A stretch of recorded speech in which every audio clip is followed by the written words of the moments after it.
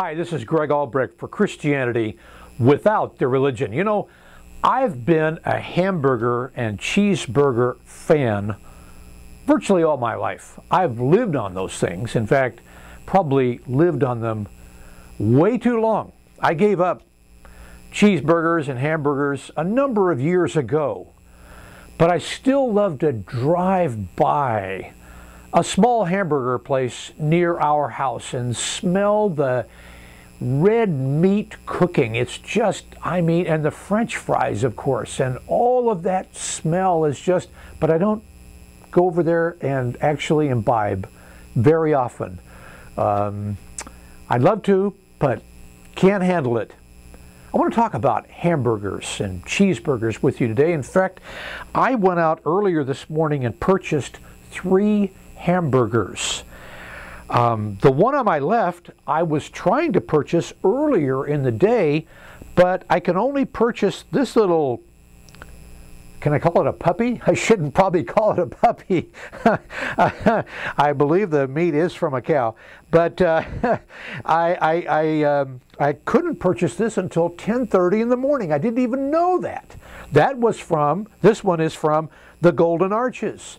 This one over here on my right is from Jack in the Box, another nationwide conglomerate.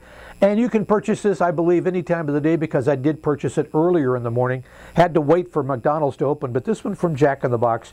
This one in the middle from a local fast food hamburger joint that my family and I have frequented many, many times. In fact, back in the day, 15, 20 and more years ago when I ate hamburgers, I've eaten many of these burgers. And I can tell you, they are delicious. Now, if we did a little taste test without even doing a taste test, and if you just decided, which one of these burgers would you like to eat? Number 1, number 2, or number 3, I think, it'd be 100%. If you only could have one, everybody's going to want this one in the middle. Now, it did cost a little bit more. But I want to make a little bit more of a issue and talk a little bit more about these 3 hamburgers in terms of spiritual food, because there's a lesson here for us. Burgers number 1 and burgers number 3, or burger number 1 and burger number 3, from McDonald's and Jack in the Box. You can get these burgers and they'll taste the same. And chances are the architectural shape of the franchise from which you'll purchase them will be the same whether you're in Seattle or Houston, Texas, or Miami, Florida, or Philadelphia, Pennsylvania. And a lot of people like that. A lot of people like the idea, changing now to a spiritual hamburger metaphor. They like the idea of going into a place where everything looks the same. The music sounds the same. The rituals are performed the same way. The candles are the same size and the same shape, and they're the same place in the sanctuary. They like the feeling of religious comfort food. Religious junk food or fast food, well, I'll leave that for you to decide. This second burger in our 3 burgers, this local hamburger, if you like, is sold at a franchise. I can really not call it a franchise. There's only 2 places that sell these as far as I know.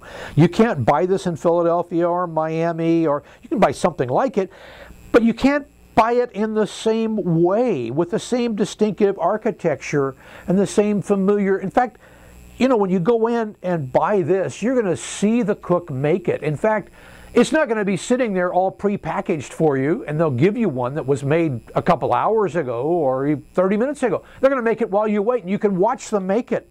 In fact, you and I could probably make this hamburger on our backyard grill, slice up some tomatoes and some pickles and some onions and some lettuce, and we could do that at home, couldn't we?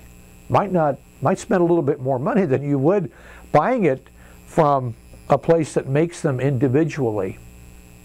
A lot of lessons spiritually and physically when we start thinking about fast foods physically, are fast food in terms of Christianity. Big business conglomerates do not have a monopoly on marketing God. God's never given any enterprise an exclusive franchise to represent Him here on this earth.